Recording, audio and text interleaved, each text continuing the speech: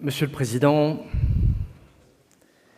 merci d'abord pour votre accueil. Je vous salue toutes et tous en vous priant de m'excuser de ces quelques minutes de retard, pas totalement dépendantes de ma volonté, mais d'une régulation de trafic, pour dire les choses de manière convenable. Je voudrais évidemment saluer le préfet de région, Fabrice Rigoleros, que je suis heureux de retrouver, saluer le jeune sénateur Dantec, puisqu'il n'est réélu que depuis quelques heures, qui est présent et dont chacun connaît l'attachement, saluer le président du Conseil national de l'économie circulaire, Jean-Michel Buff, et puis vous saluer toutes et tous en vous disant ma joie sincère de pouvoir me retrouver ce soir ici, parmi vous, pour ces 17e Assises nationales des déchets.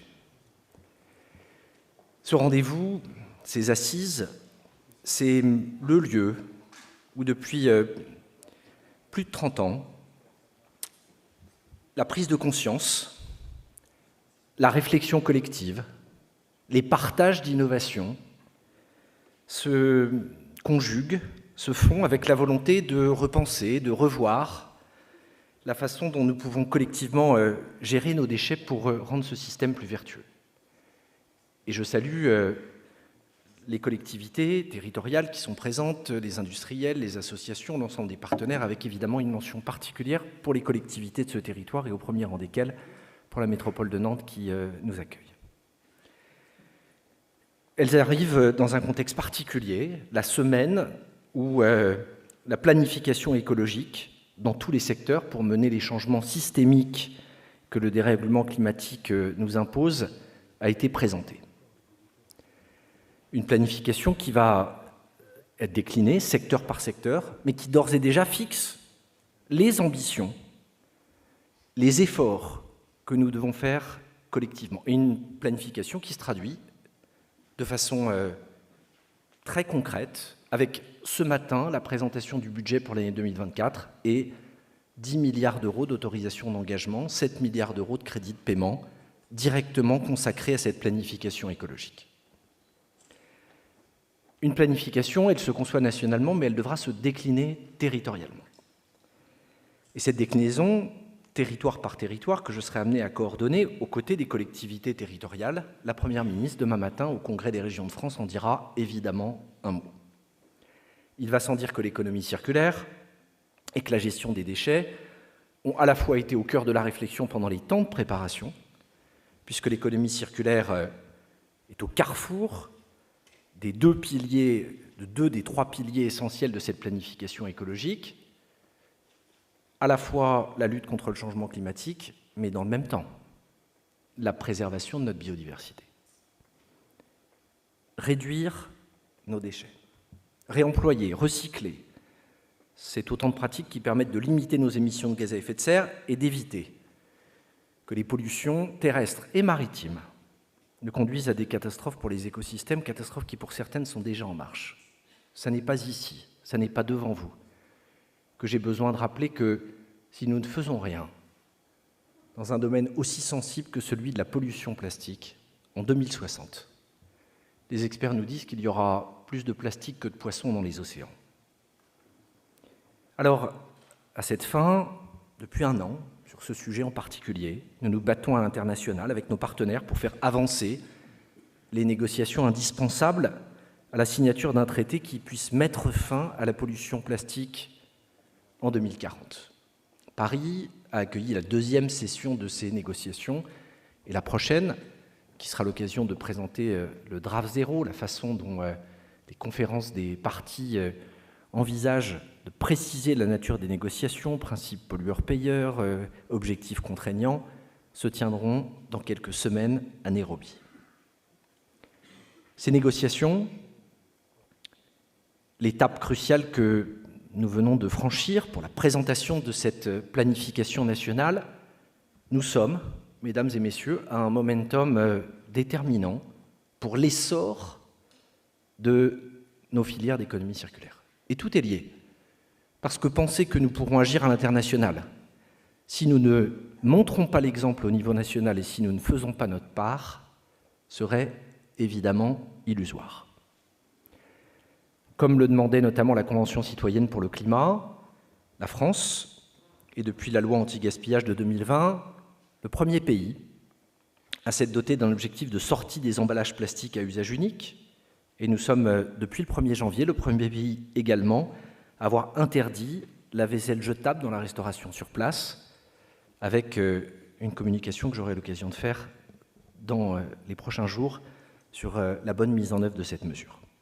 Mais notre action, elle passe bien sûr au premier chef par la mobilisation des territoires, pour décliner, région par région, les objectifs concrets de la planification et donc, bien entendu, les objectifs que nous avons sur le volet de l'économie circulaire. Et à ce titre, votre association sera une des structures déterminantes qui nous permettra de prolonger cette territorialisation et de regarder collectivité par collectivité la façon dont nous pouvons faire plus et mieux. Preuve s'il en est de votre capacité des assises des déchets à saisir les enjeux les plus centraux, vous avez choisi comme thème cette année l'économie circulaire au service de la souveraineté. C'est la conviction exprimée par le président de la République avant-hier, disant, pour paraphraser ses propos, qu'il n'y aurait pas d'un côté les impératifs écologiques et de l'autre ceux de la vie économique ou de notre souveraineté, puisque ce sont bien les deux pièces d'une même face. Renforcer l'économie circulaire dans notre pays, dans tous les secteurs, autour du triptyque réduire, réemployer, recycler, c'est nous donner les moyens de conduire une transition écologique qui soit ambitieuse, qui soit sincère, qui soit sur notre sol et qui soit pour les Français. Cette vision que nous voulons porter en acte, elle s'appuie sur 3 lignes qui guident mon action au sein de ce ministère sur les questions d'économie circulaire: souveraineté, décarbonation, mobilisation. Souveraineté, parce que l'économie circulaire permet de relocaliser des emplois au service d'une prospérité durable pour les Français. Décarbonation, parce que changer notre façon de consommer pour lutter contre le changement climatique n'est pas une option. Mobiliser, parce que le champ de l'économie circulaire et des déchets sont des lieux de solutions concrètes où la mobilisation des Français au quotidien permet de changer la donne. La planification écologique, c'est d'abord un chemin qui rend compatible la vie économique, la réindustrialisation, l'emploi sur notre sol et l'atteinte d'objectifs ambitieux de protection de l'environnement. On a des motifs de réjouissance et on a des motifs de mobilisation. On pourrait regarder le fait que nos 850 millions de tonnes par an, c'est-à-dire 12,6 tonnes par Français, de matières premières mobilisées pour satisfaire notre consommation finale, c'est une empreinte massive au niveau environnemental. La part d'incorporation de matières premières de ce recyclage dans ces 12 tonnes par Français, elle progresse, elle a progressé au cours de ces dernières années, mais on est passé de 17,5 en 2017 à 20% cette année, c'est dire la marge que nous avons et le fait qu'à ce rythme de progression, ce sont nos autres objectifs climatiques qu'on aura des difficultés à atteindre. C'est un manque à gagner qui est considérable en termes économiques, mais c'est surtout un gâchis de ressources dommageable pour notre planète et qui contribue à ce que le jour du dépassement ne recule pas année après année. Nous devons faire mieux en valeur absolue et nous devons faire mieux dans le détail. C'est vrai en particulier pour les métaux critiques, sur lesquels, pour le coup, nous sommes sur des taux extrêmement faibles, 0% pour le lithium, 13% pour le nickel, 1% pour le néodyme, quand on sait la crucialité de ces ressources pour la transition écologique, on mesure les enjeux qui sont attachés à faire en sorte de construire des filières d'économie circulaire.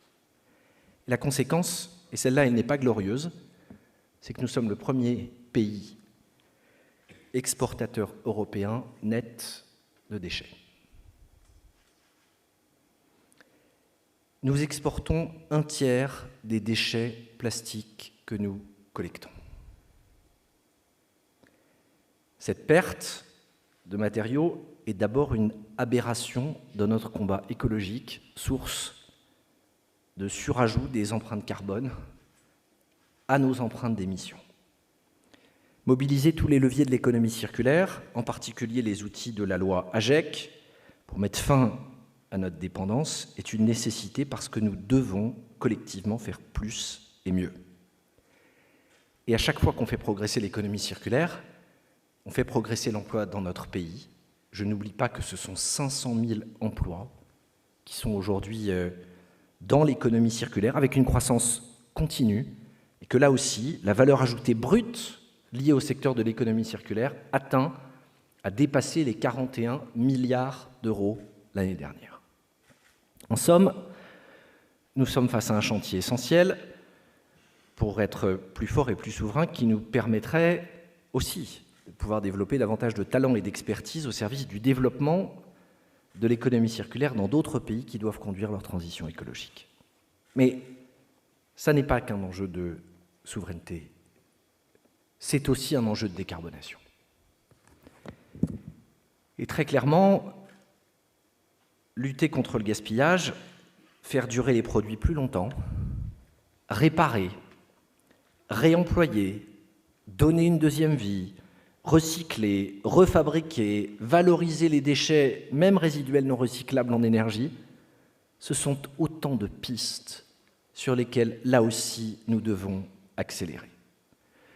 C'est la raison pour laquelle le plan de relance a permis de débloquer des investissements dans les filières industrielles de recyclage. 2000 dossiers sur les années 2021 et 2022. Un demi-milliard d'euros consacrés. Ces sommes, elles font l'objet d'un soutien en plus par le programme France 2030. Et en 2023, j'ai obtenu le doublement du fonds d'économie circulaire, porté à 300 millions d'euros contre 164 millions. Et ce montant de 300 millions a été confirmé ce matin dans le PLF pour 2024 et est donc bien pérennisé pour que nous puissions continuer à ce rythme nos efforts. Mais au-delà de ça, c'est bien la mobilisation des filières REP et des éco-organismes qui est un des leviers majeurs pour agir. Dans ce domaine, mieux collecter les déchets grâce au programme de reprise et de reprise gratuite est clairement un des axes sur lesquels nous devons, là aussi, continuer à faire mieux. Nous sommes en train de le faire pour les déchets du bâtiment, en moins d'un an. La filière compte déjà près de 2000 points de reprise gratuits, même si je suis conscient que ce déploiement est compliqué et qu'il fait l'objet de friction, je crois pouvoir utiliser ce mot, dans un certain nombre de territoires. Je le dis pour autant, il est indispensable pour obtenir une filière efficiente. D'ici le début de l'année prochaine, nous allons lancer également une nouvelle filière pour assurer la collecte et le recyclage des déchets d'emballage du secteur de la restauration. Et en parallèle, il nous faut poursuivre nos efforts pour mieux trier. Je salue la mobilisation des collectivités dans la modernisation de nombre de centres de tri sur notre territoire. Il nous faut mieux recycler en accompagnant les projets industriels, notamment pour recycler le plastique. Il nous faut favoriser les produits recyclés grâce à des bonus d'éco-contribution. Nous avons commencé à déployer ces bonus et je vous confirme que nous allons accélérer, en particulier sur l'électroménager recyclé, très prochainement. L'ensemble de ces mesures témoignent de la sincérité de notre engagement, de la lucidité aussi sur le chemin qui nous reste à parcourir. Et je vous le dis, nous allons non seulement continuer, mais hâter le pas et accélérer dans l'ensemble de ces dimensions. Enfin, l'enjeu de souveraineté, de décarbonation dépasse les questions économiques et touche aussi à la mobilisation des Françaises et des Français d'une écologie du quotidien qui s'est imposée dans la vie de chaque foyer et que nous devons approfondir. Mobiliser les Français pour lutter contre le gaspillage. Je ne reviens pas sur la fin de la vaisselle à usage unique, mais je pense à l'interdiction de destruction des produits invendus pour les remplacer par des dons ou par du recyclage. Mobiliser les Français avec l'extension de la consigne de tri, puisque désormais, quasiment tous les Français peuvent trier tous leurs déchets d'emballage dans les bacs jaunes depuis le début de cette année. Mobiliser les Français avec la simplification du geste de tri, puisque là aussi, depuis cette année, le nouvel Infotri est déployé sur les 100 milliards de produits qui circulent dans notre pays. Mobiliser les Français avec la reprise en magasin des produits usagés du quotidien, meubles, articles de sport, bricolage. Mobiliser les Français avec l'accélération des solutions de collecte des déchets alimentaires et le rendez-vous de la fin de cette année sur la mise en place de la collecte des biodéchets. Sans attendre ce rendez-vous, ce sont près de 4 millions de Français supplémentaires qui, dans le cadre des crédits mobilisés sur le fonds vert, vont bénéficier de soutien en termes de financement à des déploiements de solutions de tri sur leur territoire. C'est 100 000 tonnes par an de biodéchets valorisés et autant de moins en décharge dans la perspective de la généralisation du tri à la source à compter du 1er janvier prochain. Mais mesdames et messieurs, je ne vais évidemment pas terminer ce discours ici à Nantes sans m'exprimer sur la consigne.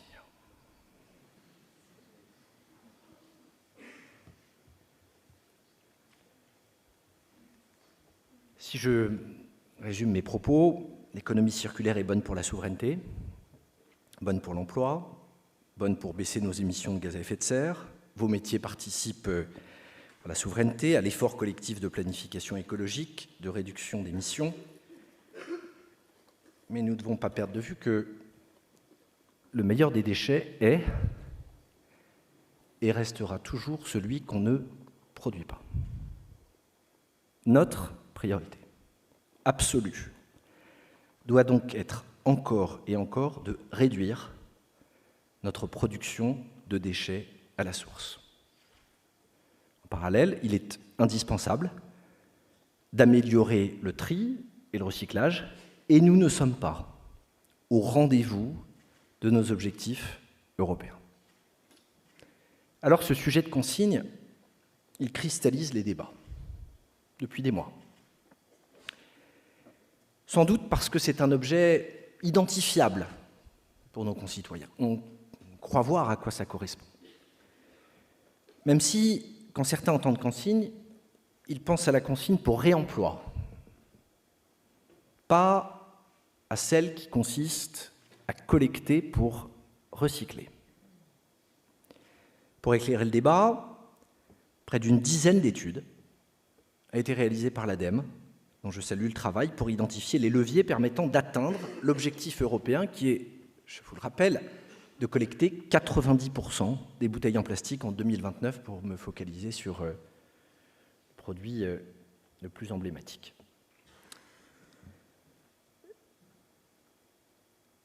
Les leviers de performance de la filière identifiés par l'ADEME, je compte les activer et je compte les activer tous. Le nouveau cahier des charges comportera l'ensemble des leviers applicables aux éco-organismes. Les autres feront l'objet de mesures ad hoc, notamment la simplification de la tarification incitative pour permettre un zonage plus pertinent et potentiellement mixte à l'échelle d'une même intercommunalité ou d'un même territoire de collecte. La réussite de ce cahier des charges et de sa mise en œuvre, c'est ma conviction, nécessite un consensus pour mobiliser l'ensemble de la filière autour de cette ambition inédite. Et force est de constater que la mise en place immédiate ou généralisée de la consigne pour recyclage ne rencontre pas la pleine adhésion dont nous avons besoin aujourd'hui. La France a été moteur des traités internationaux, elle doit donc clairement faire plus et mieux, et nous devons passer, je le dis clairement, avec les collectivités, à une logique de performance. Dernière une moyenne décevante, nous avons des disparités qui sont énormes. Il n'est pas acceptable d'avoir des collectivités qui remplissent déjà leurs objectifs en avance, tandis que d'autres ont un taux de collecte des bouteilles 7 fois inférieure, qui pénalise directement tous les Français au travers de la ressource propre sur les emballages, qui est prélevée sur le budget général de l'État pour financer les politiques publiques de l'Union européenne. Nous allons donc objectiver le débat et mettre chacun face à ses responsabilités. Je vous annonce donc que nous allons lancer des campagnes annuelles de caractérisation des déchets de chaque intercommunalité, afin de regarder, donner à l'appui et sur des bases comparables, les performances des communes en matière de gestion des déchets.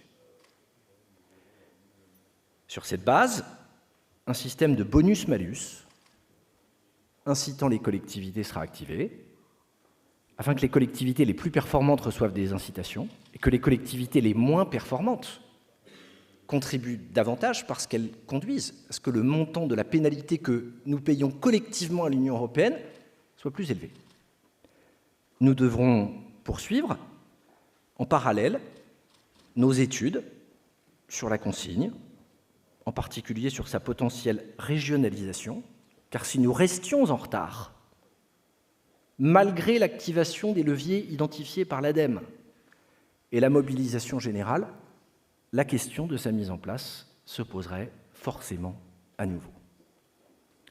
Mesdames et messieurs, ce que je vous propose, c'est bien d'activer tous les leviers qui sont préconisés sans mettre en place de consignes généralisées au 1er janvier prochain. Ce que je vous propose, c'est d'être inflexible en fait sur l'ambition et sur les objectifs à atteindre, tout en étant souple sur les moyens d'y parvenir, en nous invitant collectivement à nous rappeler que nous ne devons pas seulement nous concentrer sur les taux de recyclage, mais bien d'abord sur les tonnages de plastique qui sont mis en œuvre dans notre pays. Et ce sont 2 combats parallèles que nous devons mener.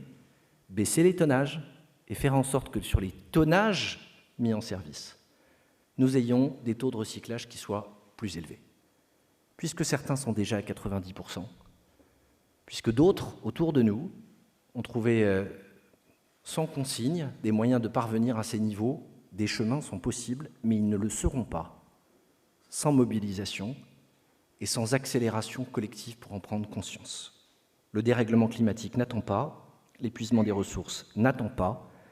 Soyons sincères et ambitieux, appuyons-nous sur les énergies des territoires pour relever ensemble ce défi à la croisée de tant de défis pour notre humanité et pour notre planète. Merci de votre attention et merci surtout de votre mobilisation.